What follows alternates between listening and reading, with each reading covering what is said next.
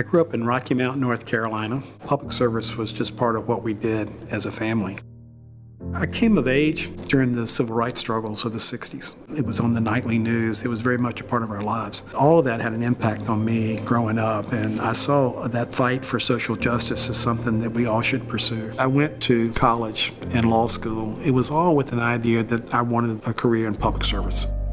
Later, I would run for the city council in Rocky Mount, which is probably the most difficult job I ever had. But it was very short-lived because I ended up running Tim Valentine's campaign for Congress.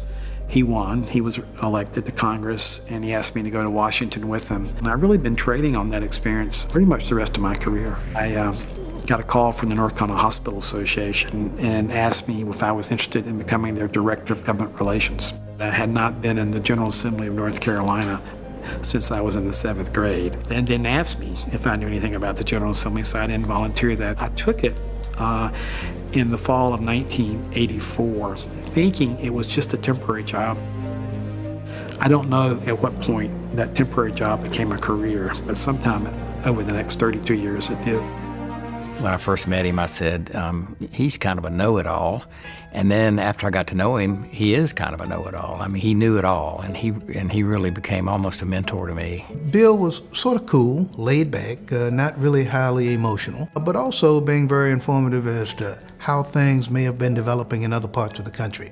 Not just a one-size-fits-all approach, but somebody who drilled deeply into the operation of hospitals and the difference between hospitals in rural North Carolina and urban North Carolina, and how we needed to have a system that made it possible for all of those different healthcare institutions to be successful. This was before the internet made so much information readily available, so he had to dig into the stacks of books and shelves to get a lot of the answer. I think it was very effective, but it just worked 20 hours a day, 360 days a year.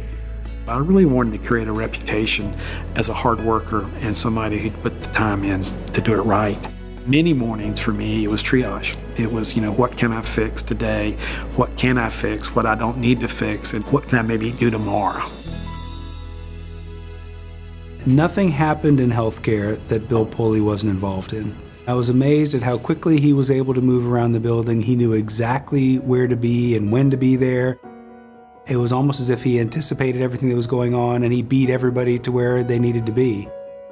In the course of a legislative session, you really carry on about 200 conversations, but they're in little pieces. The thing about Bill was that anytime he walked into that building, he had the respect and the trust of every member of the General Assembly and whoever the governor was at the time. If you can't trust the lobbyist's not going to last long. Bill had a way, when he joined a group on a discussion, he always added to what was going on. He wasn't harsh or rough. He gave you the facts, all of them, and then let you make up your own mind. He also had a smile that made you happy to see him when he walked in. Bill and I did a lot of lobbying.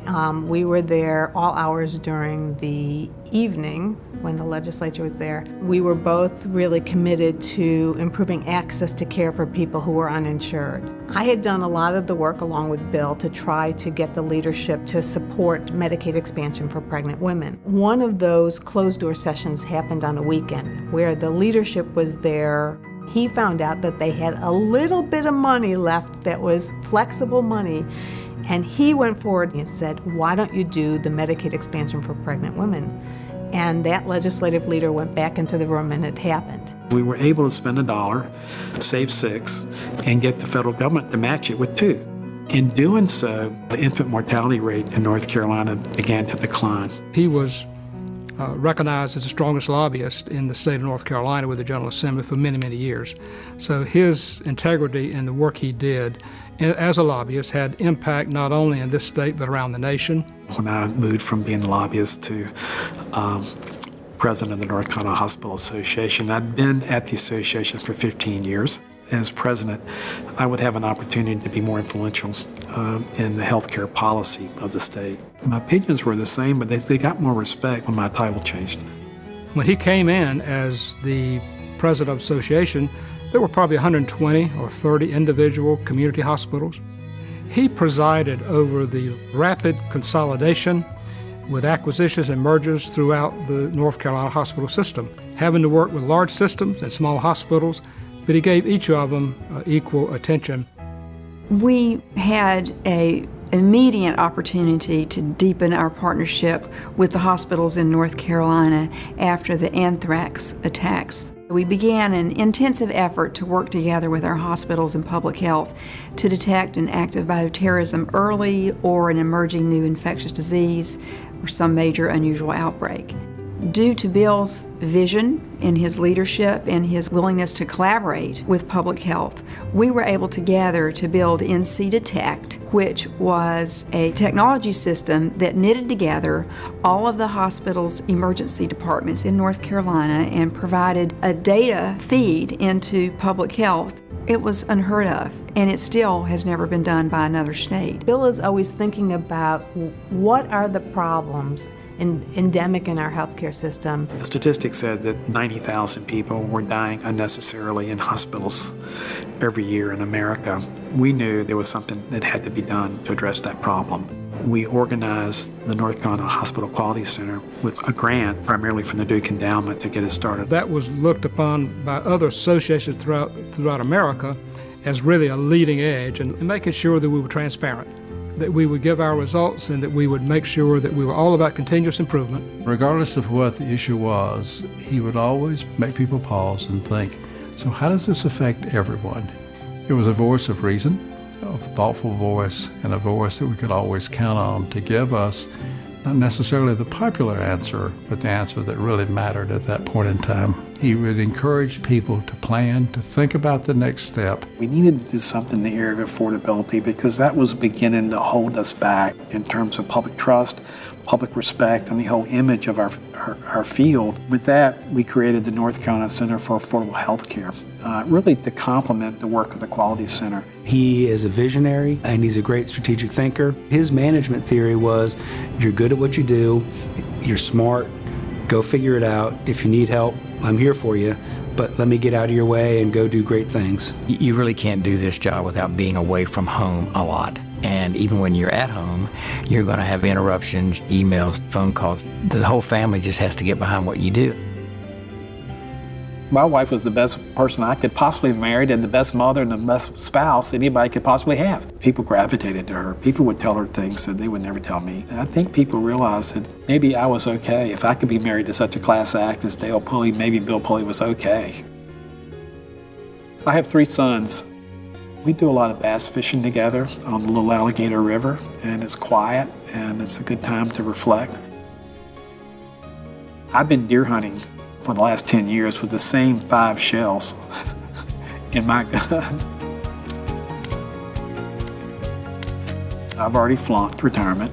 I miss the people and I miss the challenges and the policy discussions and the opportunity to make a difference. I do see this as a calling.